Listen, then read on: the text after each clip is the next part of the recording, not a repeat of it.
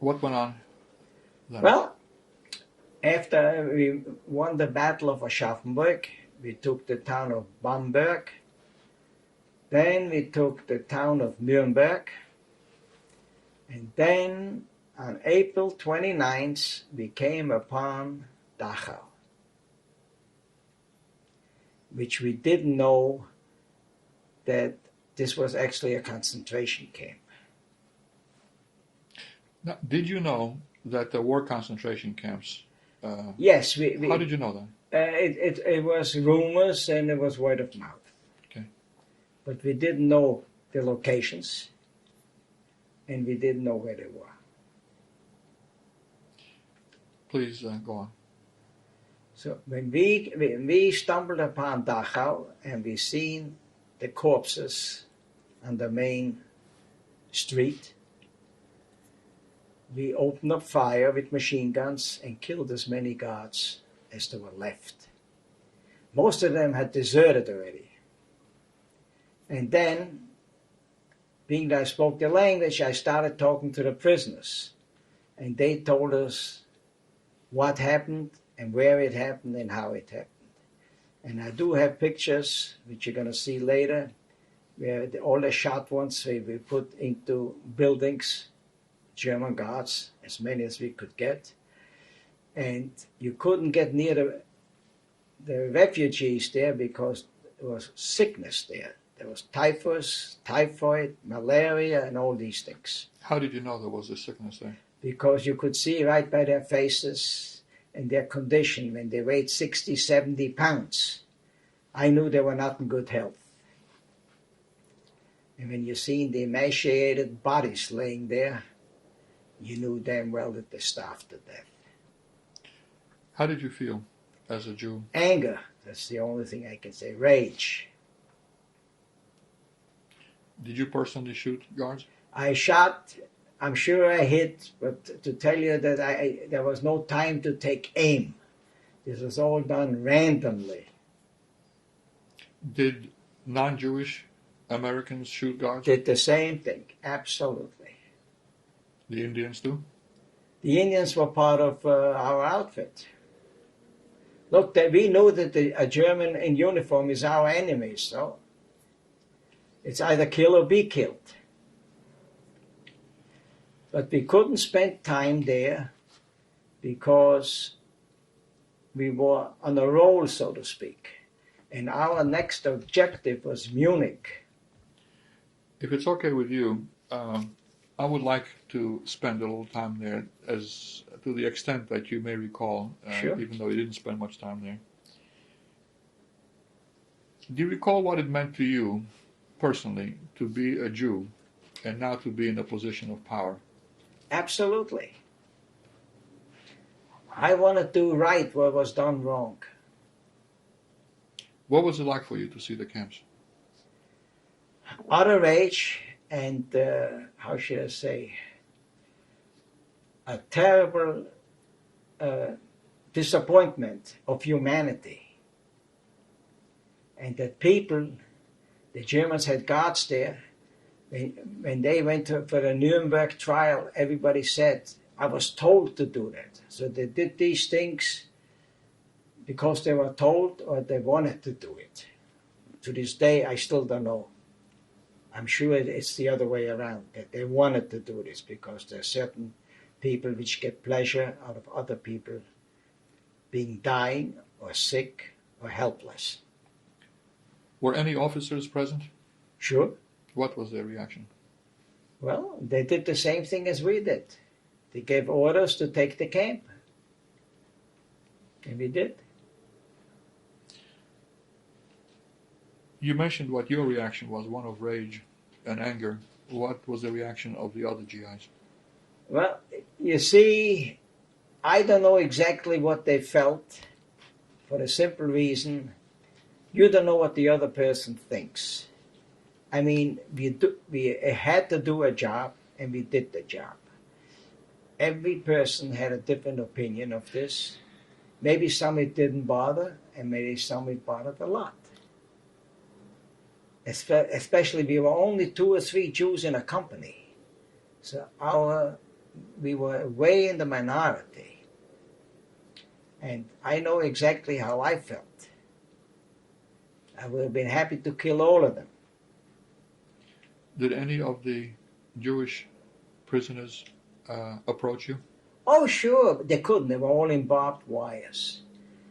Everybody was under barbed wires, and the only ones we saw outside were the dead ones. There was nobody walking around. Did anybody? Oh, sure, they Get approached through? me. They tried. They started giving me names and addresses of their relatives, but I couldn't handle it because it was overwhelming. Were there any Jews there from Austria? I don't even know. I tell you the truth. They all wore prisoner uniforms. Describe the uniform. They were with stripes, ragged pants, no shoes, no clothes. And we gave them as many cigarettes as we had, or as many candies as we had, or rations, whatever we had, we threw over the barbed wire fences for them. Were there both men and women there? Or Mostly men. Women might have been in a different section. any children? I didn't see any. Did you see? You mentioned that you did see, in fact, dead Jewish prisoners. They all were Jewish prisoners. Most of them, 90% were Jewish prisoners. There might have been there some political prisoners, and there might have been there some political Gentiles.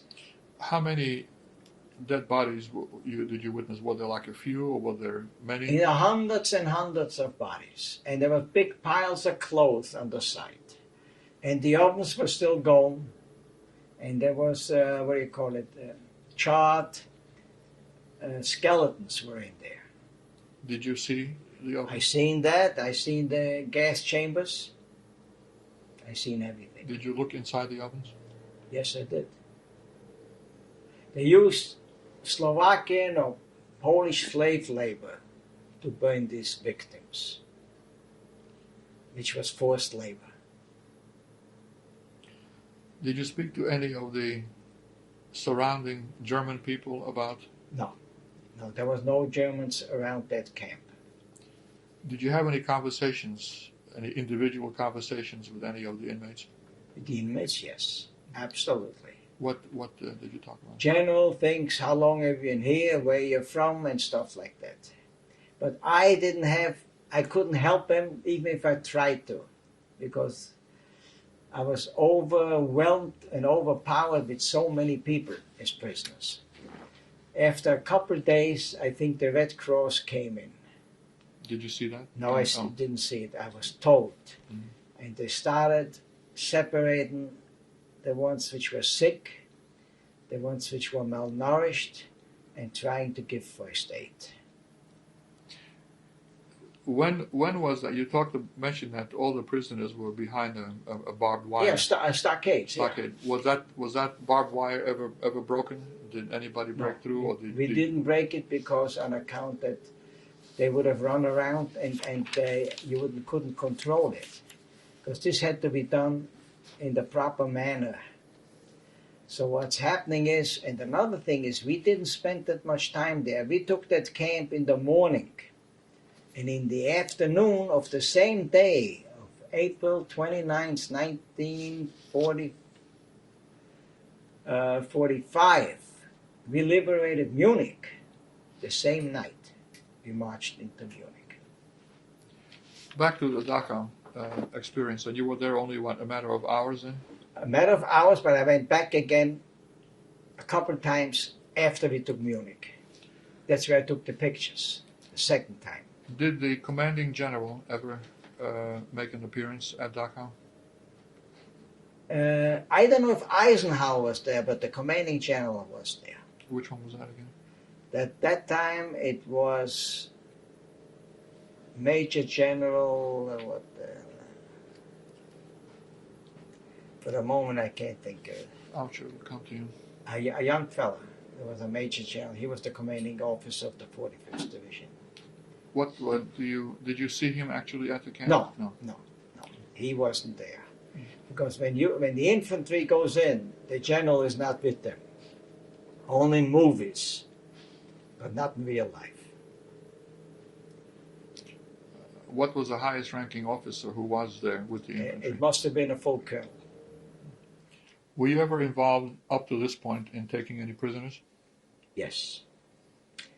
My job was, if a prisoner came in, which was caught in the woods or on the roads or in a house, I interrogated him because I spoke the language. I related to CIA counterintelligence, and from there we arrested him, and he got put into a prisoner of war camp. How did the Americans treat the German prisoners? Too good. Way too good. But unfortunately, we are too civilized in this respect, and we have, how should I say, pity. And when it comes to these things, you cannot have pity. You deal an eye with an eye and a tooth with a tooth. Did any of the fellow GIs feel that they need to get retribution? You see, unfortunately, I was with an Oklahoma National Guard outfit. There were a lot of Indians there, and they didn't know what they were fighting for. In order for you to know what you're fighting, you had to be Jewish. Because the Gentiles didn't know what they're fighting. They told them to fight, so they fought. But if there would have been more Jews there, I think we would have done a better job on the Germans. I rather was shooting a German than eat breakfast in the morning. The same day after Dachau, you liberated Munich. And we took the headquarters, the Air Force headquarters on Prinzregentenstraße. It was an Air Force headquarters there. We took it as our CP. What is CP? There was... command post, I imagine? Yeah, command post. It was a battalion command post. And what we did later on is, I went back twice more in the next couple of days to take these pictures. Did you go on your own, or On were my you given own. instructions? On my own. Being that the war was over, you could do more or less whatever you wanted. I had my own car there in Munich, which I requisitioned Who did you requisition from? from a basement of an apartment house. It was a Lincoln, an American Lincoln Zephyr. I have pictures of that too. I don't know where they are. And I went to Munich and I took the pictures. I mean to Dachau and I took the pictures again. Were there any unusual smells that you recall? Yes. The smell of burning flesh permeated the air because it hung over there, all over the area. And the stench of rotting flesh also.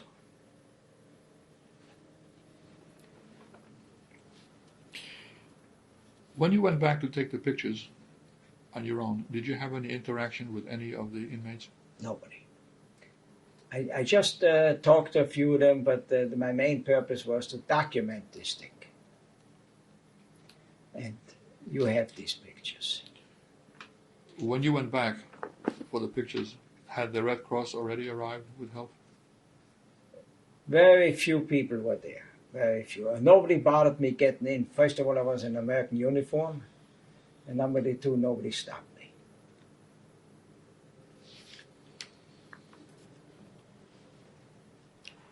After the war, did you ever have any dreams or nightmares about what you saw? I tell you something, I'm a pretty strong-willed person. And when I went through all these things, you get to be a little bit, how shall I say, it runs off like the water on a duck's back, you know what I mean? Because you see so many dead, you see so many maimed. It's the same thing like a doctor which does surgery. I'm sure the sight of blood doesn't bother him. And that's the way it was with me. How about some of the other guys? Some other guys had a lot of problems. We had plenty of people that during combat in the war years, they got shell-shocked. They had to be taken off the line. They had to be sent to rear ends, to quartermasters or linen departments or cooking or storage or something like this. Certain people could take combat, certain people could not. If I were to ask you, if you were to say, what was your single most vivid recollection of the camp? What would you say was most vivid at that The time? piles of body, the emaciated prisoners. They didn't have food, they didn't have shelter, they didn't have clothes, they had nothing. And then it was always, you never knew what tomorrow gonna bring. You never knew if you go right or you go left. One was living and working and one was gas chambers. Do you know any incidents of the prisoners, of the inmates, taking any retribution on the German guards? They did. I didn't see it personally, but I was told that they picked up shovels, and whoever of the German guards was alive, they killed them. Shovels or pickaxes or whatever there was. Do you know if there were any guards other than Germans there, like Ukrainians or? I don't know the nationality of the guards. I'm sure there was. Where were you when the war ended? Munich. We took Munich April 29th, and May 7th the war was over. Who was in this photo, please? This picture was taken around 1936, 37, or 38. This is my dear parents, my sister, and myself. Names of everyone? This is my father, Elkan, my mother, Paula, my sister, Leanne, and myself, Henry Wieselberg. And where was the picture taken? This picture was taken at the photo studio in Vienna. Thank you. Who was in this photo? This picture was a birthday present to my father from Henry and Leanne. It was taken on the 10th of July, 1929, when I was 8 years old and my sister was 6. Where was it also taken in Vienna. Thank you. Okay. Please describe this photo. Okay, this is a class picture of mine in elementary school. It happened to be on the 10th May of 1931. My teacher was Miss Stangelberger, who I loved dearly, and she made a very good impression on me for the rest of the elementary school. Thank you.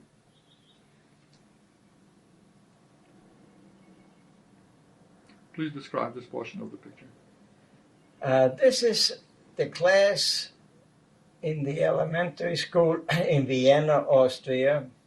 The top left is my teacher, Miss Stangelberger, who was very good, and I'm the third person from the left in the middle row. I'm 10 years old. Thank you. Who's in this photo, please? Okay? Yes. Okay. This picture was taken in August 1987 when I went for a visit to Vienna, and this is my school teacher, Miss Stangelberger, which I visited in her home in Vienna. Thank you. Okay.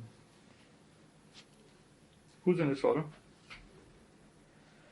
This is a picture of myself, Henry Wieselberg, taken on a west area in France, in one of the towns in France in 1944. Thank you. Because the phone is off the... Who's in this photo, please?